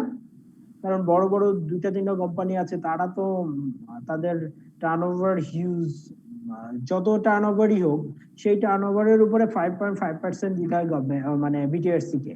তার মানে বিটিআরসিও অনেক বড় একটা ইনকাম, ওইখানে ইনকাম একটা সোর্স, তাই না? তো ওরা এই মানে এনভায়রনমেন্টটাকে আরো সুন্দর করার জন্য বা এনভায়রনমেন্ট ফ্রেন্ডলি যে অ্যাক্টিভিটিস গুলো সেগুলো করার জন্য এই ফান্ডটা পায়, এবং এই ফান্ডটা গভর্নমেন্ট অন্যান্য কাজেও লাগায়, অন্য ইনডিরেক্টলি ডিরেক্টলি বিভিন্ন ভাবে কিন্তু এই ফান্ডটা আমাদের মানে ইউজ হচ্ছেই। তো মানে মেইন যে কথাটা এটা বলতে চাচ্ছিলাম সেটা হচ্ছে যে একটা কোম্পানি শুধু ব্যবসা করবে, তার ব্যবসাটাই মোট্ট হবে না আমাদের এই এনভায়রনমেন্টে। কারণ এই প্ল্যানেটটা আসলে এখন তো অনেক ছোট হয়ে গেছে, এখন হাতের মুঠোই পুরো বিশ্বটা, তাই না? সবাই সবার জন্য লায়াবল। যেমন দেখেন যে বড় বড় যেসব সামিট গুলো হয় বিভিন্ন কান্ট্রি, যারা ডেভেলপ কান্ট্রি তাদেরকে নিয়ে, তারাও কিন্তু একটা বড় ফান্ড, এই যে আমরা যারা লেস ডেভেলপমেন্ট বা ডেভেলপিং কান্ট্রি তাদের জন্য ইয়ে করে, বরাদ্দ করে, যে এখানে এনভায়রনমেন্টটা বেশি ক্ষতি হচ্ছে, এরা বেশি ক্ষতিগ্রস্ত, এদের জন্য। তো এগুলো হলো আরো বড় ব্যাপার। বাট কর্পোরেট সোশ্যাল রেসপন্সিবিলিটি ছোট থেকেও অনেক প্রতিষ্ঠান করে। সেটা উদাহরণ হচ্ছে যে টেলিকমিউনিকেশন, যে এদেরকে এটা বাধ্যতামূলক দিতে হয়। এরপরে অনেক কাজ আছে যেগুলো তারা করে, অনেকে দাতব্য প্রতিষ্ঠান যেগুলো আছে বলতে আমরা যা বুঝি, এই প্রতিষ্ঠানগুলো এস্টাবলিশ করে, সেগুলো থেকে অনেকে সুবিধা পায়। আপনারা জানেন যে ডাচ বাংলা ব্যাংক, তারা কিন্তু একটা বৃত্তির ব্যবস্থা করছে, অনেক আগে থেকে এটা চলে আসছে। তো তা অনেকে এটা এই বেনিফিটটা পায়। তো এগুলো কি? এগুলো তো সোশ্যাল রেসপন্সিবিলিটি, তাই না? এখন কাস্টমারের জন্য এটা কাদের জন্য করে? এটা কাস্টমারের জন্য করতে পারে বিজনেস পার্টনার। আমরা সেগুলো নিয়েই এখন আলোচনা করব। বুঝতে পেরেছেন এখন? জি স্যার। আচ্ছা, কাস্টমারের জন্য কি করে? Provision of safe and secure products and services, এটাও একটা কর্পোরেট সোশ্যাল রেসপন্সিবিলিটি। এই যে মেড বাই জিনজিরা, যেটা এই ধরনের প্রোডাক্ট যে মার্কেটে চলে আসে, আর একটা প্রোডাক্ট আমরা তখন চিনতে পারি না যে এটা এমন ভাবে ওরা করে এত সুন্দর করে যে এটা চেনাও যায় না। তো সেফ এন্ড সিকিউর প্রোডাক্টস এগুলো দেওয়া, এগুলো যদি মার্কেটে কাস্টমারের কাছে একটা কোম্পানি এটা লায়াবল থাকে যে হ্যাঁ আমার প্রোডাক্টটা আপনার হেলথ, সেফটি এবং সিকিউর প্রোডাক্টস এটা আপনি ইউজ করতে পারবেন, এটা ইউজ করলে এটা হবে, এটা হবে না, একেবারে নির্দেশনাগুলোও থাকা দরকার। তো এটা এক একটা কোম্পানি এক এক ধরনের লেভেলে এটা করে। যে যতটুকু, হয়তো কেউ আসে যে না আমি 1 বছর আমার টার্গেট, এই 1 বছর আমি এই প্রোডাক্টটা সেল করে আমি প্রফিট করে নিয়ে চলে যাবো। আর একজনের 100 বছর টার্গেট, যে 100 বছর ধরে আমি আমার ক্লায়েন্ট যারা আছে বা কাস্টমার যারা আছে তাদেরকে আমি সার্ভ করব। এই জিনিসগুলো এই জন্য ডিফার করে, হ্যাঁ, যে কর্পোরেট সেক্টর কে কতটুকু রেসপন্সিবল, কে কতটুকু তার দায়িত্ব পালন করতেছে। তো কাস্টমারের জন্য এটা আসছে, কাস্টমারের যে safe and secure products, fair competition and proper contracting, তারপরে appropriate management of customers information, এই জিনিসগুলো আপনার কাস্টমারের ক্ষেত্রে চলে আসে শুরুতেই। দেন এমপ্লয়ি, একটা প্রোডাক্ট যদি নকল করে তাহলে তার জন্য রেসপন্সিবল কে থাকবে? ওই ম্যানুফ্যাকচারিং কোম্পানি না আর লিগ্যাল অথরিটি? হ্যাঁ, ওই যে যারা নকল করে আসলে তারাই থাকবে। এবং ওইখানে না এমন ভাবে করে, কোনো না কোনো একটা ভাবে আপনি বুঝতেই পারবেন যদি আপনি একেবারে সুন্দর করে দেখেন। ওরা ওইভাবে প্যাটেন্ট রাইট আছে, কপিরাইট আছে, আপনি ইচ্ছা করলেই পারবেন না। দেখবেন যে একটা গান আপনি অন্য সুরে গাইতে পারবেন না কথা নিয়ে। মাঝে একটা এটা নিয়ে অনেক তোলপাড় হলো না, ওই যে কি একটা গান যেন, আমার গানটা মনেও নেই, আমি গেয়েও শোনাতে পারবো না আপনাদের, কিন্তু ওইটা তো মানে অনেকেই দাবি করতেছে যে এটা আমার ইয়ে করা। আপনি হুমায়ুন আহমেদের ওয়াইফের আর চঞ্চল চৌধুরী যেটা ভিডিওটা, তো এই জিনিসগুলো কিন্তু আসলে লায়াবল যারা যে শুরু তৈরি করছে তারটা যে নকল করে, এটাই ধরার দায়িত্বই তো আসলে প্রশাসনের, তাই না? কিন্তু এর জন্য অবশ্যই কোম্পানি লায়াবল হবে না, যে যারা করতেছে তারা লায়াবল হবে। এই জন্য দেখবেন যে অনেক মাঝে মাঝে চিজ করে, মাঝে মাঝে র্যাবের অভিযান চালিয়ে অনেক কিছু ধরে, এগুলো তো আমরা নিউজেও দেখি, তাই না? আচ্ছা, এরপরে আসেন এমপ্লয়ীদের প্রতিও কিন্তু অনেক রেসপন্সিবিলিটি থাকে এমপ্লয়ারদের, হ্যাঁ। এমপ্লয়মেন্ট উইদাউট ডিসক্রিমিনেশন, এটা একটা বড় মানে সিএসআর বলা যায়, কারণ এটা কিন্তু হয় প্রতিটা প্রতিষ্ঠানেই হয়, অনেক পলিটিক্যাল ব্যাপারও থাকে, সেগুলোও হয়, মানে অফিস পলিটিক্স এর। তো এগুলো যত কম করা যায় আর কি, এই সেজন্যই বলছে যে এমপ্লয়মেন্ট উইদাউট ডিসক্রিমিনেশন, এটা কিন্তু অ্যাডমিনিস্ট্রেশন যারা দেখে তাদের রেসপন্সিবিলিটি যে এই ধরনের ডিসক্রিমিনেশনটা যেন প্রতিষ্ঠানে না থাকে। এখানে কি কি ইনক্লুড আছে দেখেন, we shall preclude any discrimination based on race, skin colour, gender, religion, political view, এগুলো কিন্তু হয়। দেখেন আপনারা একটু মিলাই দেখবেন, হ্যাঁ, যে আসলেই বাস্তবে কিন্তু এগুলো হচ্ছে। যখন আমি যেটা পড়লেন সেটা যখন একটু নিজের মতো করে চিন্তা করবেন, কোনো কিছুর সাথে মেলাবেন, বা প্রতিষ্ঠানের যে এনভায়রনমেন্ট, সেই এনভায়রনমেন্টে যখন আপনি এটাকে জাস্ট একটু দুইটা পাশাপাশি রেখে চিন্তা করবেন, দেখবেন আর ভুলবেন না, এবং এটা আপনি সুন্দরভাবে অ্যান্সার করতে পারবেন। এই জন্য যখনই যেটা পড়াবো তখনই সেটার জন্য আপনারা মাথায় রাখবেন যে এটা প্র্যাকটিক্যালি কি হয়, প্র্যাকটিক্যাল বেসড নলেজটা খুব দরকার। হ্যাঁ, আমাদের একটু সুযোগ কম, কারণ আপনারা অনেকেই জব করেন, পাশাপাশি এটা করতে পারেন। 2টা ডিগ্রি সিএ সিএমএ 2টা ডিগ্রি কিন্তু 2টা প্যারালালি তাদের এক জনের মতো করে তৈরি। আপনি ইচ্ছা করলেই জব করে পাশাপাশি সিএটা করতে পারবেন না। তো আপনি সিএমএ যখন করবেন তখন আপনি পাশাপাশি জব করতে পারতেছেন। তো দুইটা আসলে দুই রকম ভাবে এগিয়ে চলতেছে।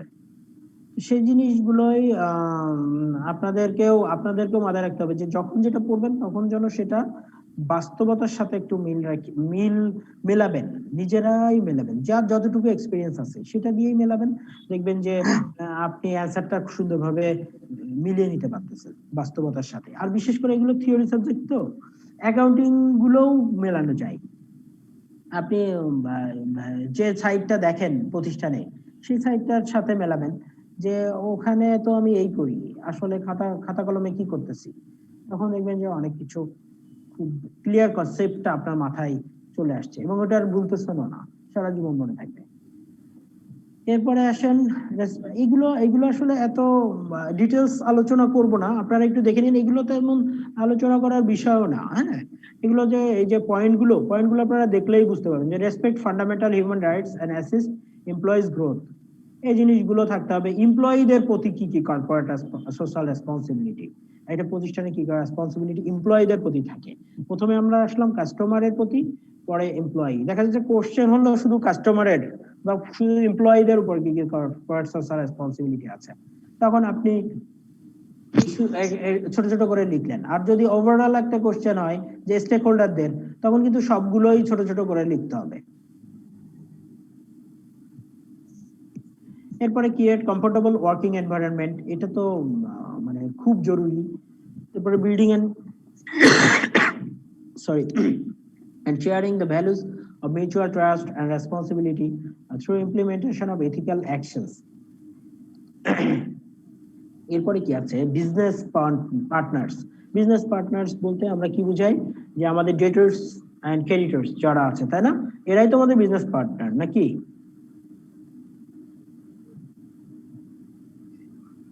যাদের সাথে সবসময় আমরা কাজ করি।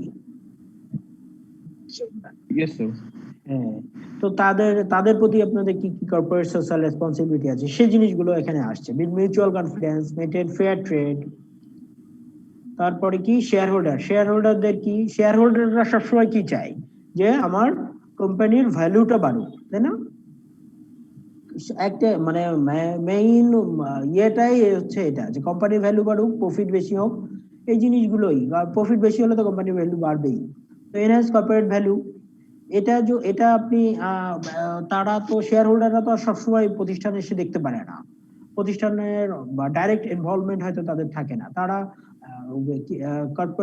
মানে কর্পোরেট লেভেলে সব প্রতিষ্ঠানে একটা কর্পোরেট স্ট্রাকচার আছে, একটা তাদেরকে বলে দেয় যে হ্যাঁ আপনারা এই দায়িত্ব পালন করবেন।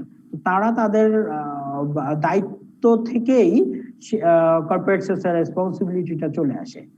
আলটিমেটলি মালিক তারা, কিন্তু তারাও প্রতারিত হতে পারে। সেই জিনিসটা যদি না হয়, সেজন্য কর্পোরেট তাদেরকেও সিএসআরটা মেনটেন করতে হয়। প্রতিষ্ঠানে যারা কাজ করে তারা তখন কাদের প্রতি করে, শেয়ার হোল্ডার মালিকদের প্রতি, যে মালিকরা যেন যে নিরাশ না হয়।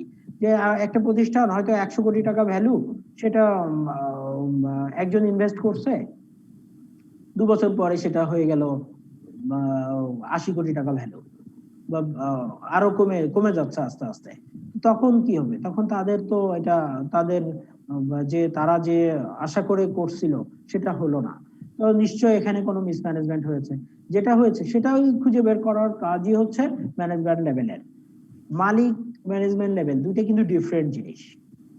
এই জিনিসগুলো আপনাদের মানে খেয়াল করতে হবে, যে শেয়ার হোল্ডারদের প্রতি কি অ্যাপ্রোপ্রিয়েট ইনফরমেশন ডিসক্লোজার ইনফরমেশন গুলো ডিসক্লোজার। যারা লিস্টেড কোম্পানি আছে, এখানে অনেক ইনফরমেশন আছে যেগুলো কোম্পানি বা প্রাইস সেনসিটিভ ইনফরমেশনে ডিক্লেয়ার করে না।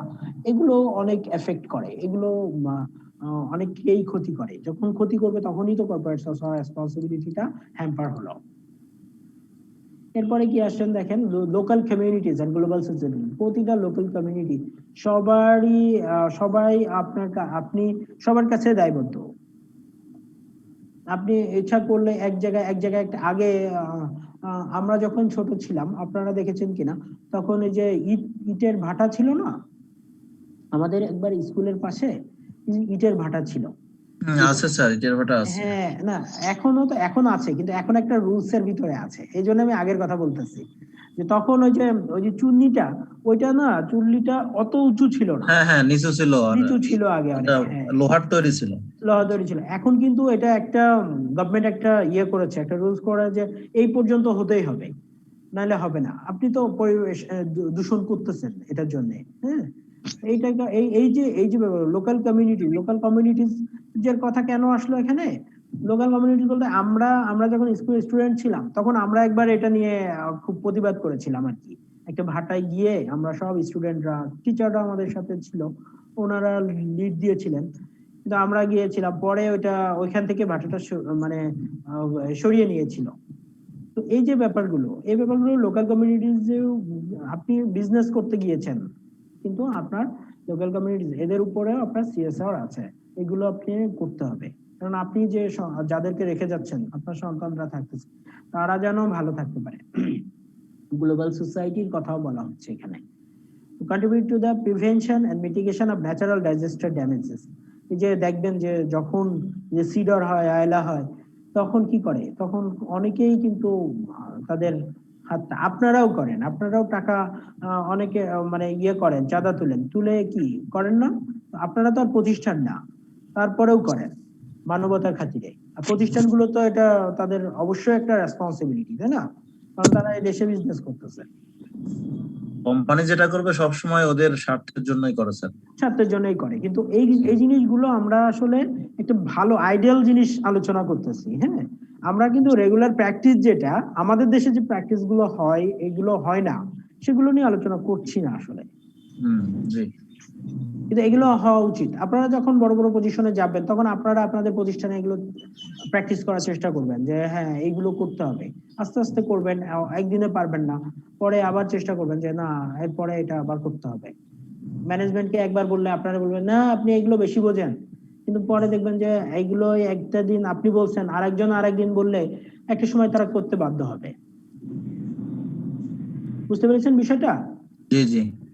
আচ্ছা, তারপরে আসেন আবার purpose of corporate social responsibility. এখানে ওই যে আমরা যে গুলো বললাম এখন প্রায় সবগুলোই কভার করা হয়ে গেছে। তারপরেও এখানে আমি আরেকটু আলোচনা করে দিয়েছি, এই জিনিসগুলো আপনারা ইয়ে করেন, কি বলে, এগুলোও একটু মানে জাস্ট মেমোরিতে রাখেন, ওইগুলোই আপনি অ্যান্সার করতে পারবেন কথাগুলো যদি মনে থাকে। কিন্তু এগুলো দেখলেই তখন সাথে সাথে মনে পড়ে যাবে যে সিএসআর ইন এ নাটশেল, এটা তো আছেই। এরপরে কি recognises and prioritises social awareness, environmental factors, ethical labor practice, and while promoting a greener তারপর culturally conscious attitude to both peers and customers. এই জিনিসগুলো দেখেন, ওখান থেকেই সব কাদের প্রতি কি কি রেসপন্সিবিলিটি ছিল, সেখান থেকেই সবগুলোর একটা সামারাইজ করে পারপোজটা উঠে আসছে। তার মানে মেইন আলোচনাটা কর্পোরেট সোশ্যাল রেসপন্সিবিলিটি আসলে ওখানেই হয়ে গিয়েছে। ওই জিনিসগুলো যেহেতু আপনারা ভালোভাবে বুঝছেন, আপনারা ওইখান থেকে কর্পোরেট সোশ্যাল রেসপন্সিবিলিটি থেকে যে কোনো অ্যান্সার আসলে আমার মনে হয় সুন্দর করে লিখতে পারবেন এবং বাস্তবতার সাথে মিলাবেন, দেখবেন যে আসলে অনেকে কর্পোরেট সোশ্যাল রেসপন্সিবিলিটি করতেছে। যেমন দেখেন ইসলামী ব্যাংক হসপিটাল আছে, ইবনে সিনা হসপিটাল আছে, এরা কি করে, এরা কিন্তু বিজনেসও করে, সাথে সাথে এটা কিন্তু ওদের একটা কি মানে দাতব্য প্রতিষ্ঠান, তাই না? হাসপাতাল গুলো তো আসলে এইভাবে এত বিজনেস করার জন্য না, তো তারপরেও এখানে কিন্তু অনেক বিজনেস হয়, একদম বিজনেসটাই মাথায় চলে আসে। হ্যাঁ, আর আমাদের দেশে বিশেষ করে এই প্র্যাকটিস গুলো যত অনেক কম। আচ্ছা, আপনারা কি এখন ভালো শুনতে পাচ্ছেন? আমি জোরে বলতেছি মনে হয়, না? না স্যার, শোনা যাচ্ছে ভালো। সমস্যা নেই স্যার। হ্যাঁ, ক্লিয়ার স্যার। না স্যার, ক্লিয়ারই সব। আচ্ছা, তো আমাদের দেশে দেখেন অনেক প্রতিষ্ঠান আছে, যেমন ওই যে আকিজের কি আদ্দিন হসপিটাল আছে, এরা কিন্তু কম্পেয়ার করেন যদি আপনি প্রাইভেট অনেক হসপিটালের সাথে, তাহলে দেখবেন যে এরা অনেক কম কম্পারেবলি অনেক কম কস্টে সার্ভিস সেবা দেয়, তাই না? তারপরে আর কি আছে, অনেক প্রতিষ্ঠানই তাদের এখন আরো বেশি কর্পোরেট সোশ্যাল রেসপন্সিবিলিটি নিয়ে অনেক বেশি সচেতন বিভিন্ন প্রতিষ্ঠান। আচ্ছা, আপনাদের 7:30 আবার ক্লাস আছে না? 7:15 7:15 স্যার, এই ক্লাসের আর 3 মিনিট আছে স্যার।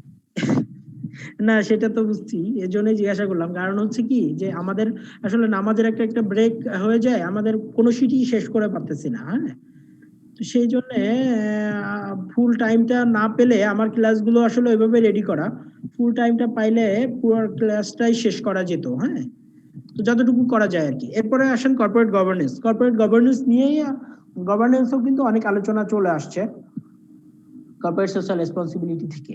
তো corporate governance is the collection of mechanism, process and relation in which corporations are controlled and operated. Very simple. আপনারা যে আমাদের সিকিউরিটিজ এক্সচেঞ্জ কমিশন কর্তৃক একটা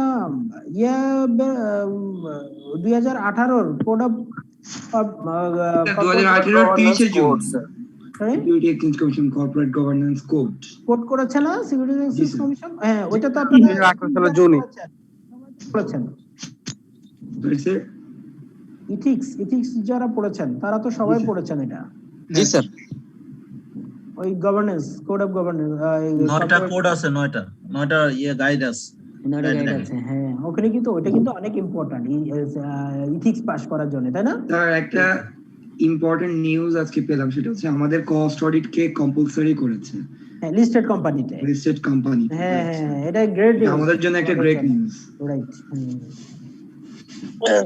স্যার এটার কি সুবিধা হতে পারে?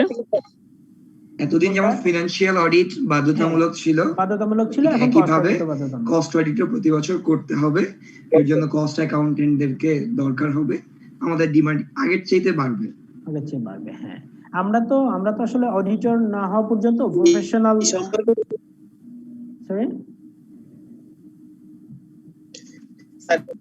পাবলিশড হয়েছে কি?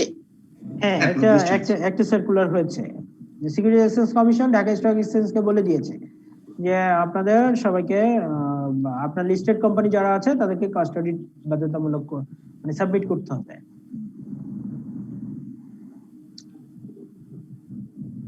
আচ্ছা স্যার, আমরা কাজ করলে পেমেন্ট পাবো না? হ্যাঁ, অবশ্যই পাবেন। কি বলেন? তাহলে তো আমরা তো সি এর মতই হয়ে যাচ্ছে স্যার। হ্যাঁ, আমরা তখন আপনারা যারা স্টুডেন্ট, ফুল টাইম স্টুডেন্ট থাকবে তারা তখন এটা কাজ করতে পারবে। আমাদের না এটা অনেক দিন ধরে এটা ছিল, মানে এটা আমাদের চাওয়া ছিল। আমরা আমাদের ন্যাশনাল কাউন্সিলের যারা বড় বড় পজিশনে আছেন, লিডার আছেন, তারা এটা নিয়ে অনেক কাজ করছে, তাদের পরিশ্রমের ফসল এটা, বুঝছেন? তো সেটা যদি যত তাড়াতাড়ি সব কোম্পানিতে, যেমন একটা শিক্ষা প্রতিষ্ঠানেও তো লাগে, আপনার সিএ অডিট লাগে, তাই না? তো আমাদের তো আর সেই লেভেলে না, আমাদের হচ্ছে ম্যানুফ্যাকচারিং ফার্ম যেগুলো আছে সেগুলোতে অন্তত কস্ট অডিট বাধ্যতামূলক করুক। তো লিস্টেড কোম্পানি গুলোতে করেছে, এরপরে অন্যগুলোতেও করবে। তারপরে কোম্পানি অ্যাক্টে আমাদের এটা আসার জন্য আমরা কোম্পানি অ্যাক্ট চেঞ্জ হবে, নতুন করে আসবে, সেটাতেও আমাদের চেষ্টা চলতেছে। সেখানেও যদি আমাদের ইনক্লুড হয় তাহলে মাশাআল্লাহ আমাদের এই প্রফেশনটা যেটুকু মানে এখনো যেটুকু পিছানো আছে সেটুকু তার চেয়ে বেশি আগায় যাবে ইনশাআল্লাহ। হয়ে যাবে স্যার, একটু সময় লাগবে আর কি। স্যার এটা ইমপ্লিমেন্ট হবে কবে থেকে স্যার? এটা ওরা চিঠি দিয়ে দিয়েছে, এখনই আমার মনে হয় এটা নিয়ে কাজ করতেছে ওরা। এরপরে আরেকটা সার্কুলার হয়তো করবে, জাস্ট শুরু করলো আর মানে কর্পোরেট গভর্নেন্সটা আপডেট হবে, সেখানে অ্যাড করবে তখন। হ্যাঁ, স্যার আমাদের স্টুডেন্টদের জন্য কি রকম অপরচুনিটি দেখতে? স্টুডেন্টরা আপনারা ফার্মে মেম্বার তো আমরা কম, আপনি তো জানেন, আমরা মেম্বার 1500-1600 মেম্বার আছে, তারপর বাইরেই আছে হলো 300-400, তো আর 1200 থাকলো। কিন্তু কোম্পানি মানে বাংলাদেশে মানে লাখের উপরে কোম্পানি আছে, তাই না? জি স্যার। তো এত প্রতিষ্ঠানে কি মেম্বাররা সবাই কাজ করতে পারে? আপনাদেরকেই কাজ করতে হবে। আপনারা যখন এটা প্র্যাকটিস করবেন, যে সিএ যারা করে, স্যার সিএ তো দেখলাম আপনার এক ফার্মে 2000 অডিট করছে। হ্যাঁ, না ওরা তো করতে হয় বাধ্যতামূলক, মানে ওরা না করলে তো কভার করতে পারবে না। আপনি চিন্তা করেন যে এত কোম্পানি সবাই তো এটা নিয়ে অনেকে হাসাহাসি হয়েছে, ওরা একাই নিয়ে নিছে স্যার, বাকি কেমনে করলো। হ্যাঁ, কিন্তু এত স্টুডেন্ট অনেক ইনভলভ করছে। আমাদের এখানে স্টুডেন্ট এখনো কম, কিন্তু স্টুডেন্ট দেখবেন যে তখন সিএর চেয়ে আমাদের এখানে চলে আসতেছে, মানে প্যারালালি এটা ডিমান্ড তখন আরো বাড়বে। আর অনেকে বুঝতে পারবে আমরা স্যার ফুল টাইম স্টুডেন্ট, তারা কিন্তু দেখা গেছে অপরচুনিটি পায় না, তাহলে একটু পাইলে একটু সুবিধা ফিউচারে পাবে। তো আমরা কর্পোরেট গভর্নেন্স পর্যন্ত আসছিলাম, কর্পোরেট গভর্নেন্সটা নিয়েই আমরা আবার শুরু করব। হ্যাঁ স্যার। জি স্যার, আমি একটা বিষয় জানতে চাচ্ছিলাম স্যার, আপনারা কি যে শীটটা দিয়েছেন সেই শীটটা কি জাস্ট ফলো করব না কোনো বই ফলো করব স্যার? এটা অনেকে বইয়ের কথা আমি বলেছি, বইয়ের যে সীমা টেক্সট বুক যেটা, জি স্যার, হ্যাঁ ওইটা একটু ফলো করবেন। আর হচ্ছে যে আপনাদের বিভিন্ন সালে দেখবেন যে কোশ্চেন আসছে, হ্যাঁ ওইগুলোর সাথে একটু মেলাবেন যে আসলে এই দুইটাতে কভার করে কিনা। তারপরে আপনাদের পছন্দ মতো অন্যান্য টেক্সট বুক পড়তে পারেন, কিন্তু এই দুইটা মেইনলি ফলো করলে আমার মনে হয় যে আপনারা 60-70 বা 80% কোশ্চেন বা অ্যান্সার করতে পারবেন। এরপরে বাদ স্যার বাকি আমার একটা কথা আছে স্যার। জি জি শিওর। স্যার আপনি যে শীটটা দিয়েছেন স্যার, এটা আসলে কোন বেসটা কি, মানে কোনটার বেজে তৈরি আমি করছেন স্যার, কোন সিলেবাসটা বইয়ের? কভার করেছি। আচ্ছা আচ্ছা, না স্যার সিলেবাসটা কভার অ্যাকচুয়ালি করছেন। আমাদের সাবজেক্টের নামটা তো এন্টারপ্রাইজ অপারেশন, কিন্তু এর মধ্যে কি আমাদের ইন্টারন্যাশনাল বিজনেস নাকি কোন কোন বই হ্যাঁ টপ হ্যাঁ না না আপনি সিলেবাসটা হয়তো দেখেননি। হ্যাঁ, সিলেবাসটা হচ্ছে 5টা পার্ট আছে সিলেবাসটাই। একটা হচ্ছে গ্লোবাল বিজনেস এনভায়রনমেন্ট, যেটা আমি এখন পড়াচ্ছি আপনাদের। আর হচ্ছে এরপরে আছে ইনফরমেশন সিস্টেমস এর উপরে 20%।